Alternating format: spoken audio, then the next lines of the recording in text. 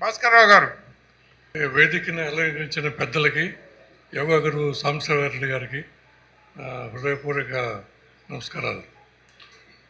నేను ఈ కాలనీలో ఆల్మోస్ట్ 86 నుంచి చూశాను.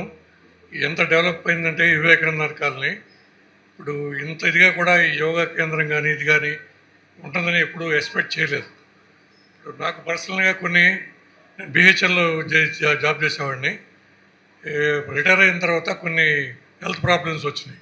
సపోజ్ కాన్స్టిపేషన్ ప్రాబ్లం కానీ కొంచెం ఫ్లెక్సిబిలిటీ బాడీ అనమాట. నేను సాంబశివరెడ్డి గారిని అడిగినప్పుడు ఆయన కొన్ని సజెషన్ చెప్పారు. అది కొన్ని ఎక్సర్సైజ్లు బ్రీతింగ్ ప్రాక్టీస్ చెప్పారనమాట. సో దాని మూలంగా కొంచెం నాకు ప్రాబ్లం సాల్వ్ అయింది. ఇప్పుడు చాలా ఇదిగా ఉండాల్సి వచ్చిందనమాట. అంతేనండి. మీ డైలీ యోగా టీచర్స్ కూడా బాగా సిస్టమేటిక్గా చెప్తూ ఉంటారు. సో దీనికి ఈ అవకాశం ఇచ్చినందుకు ధన్యవాదాలు.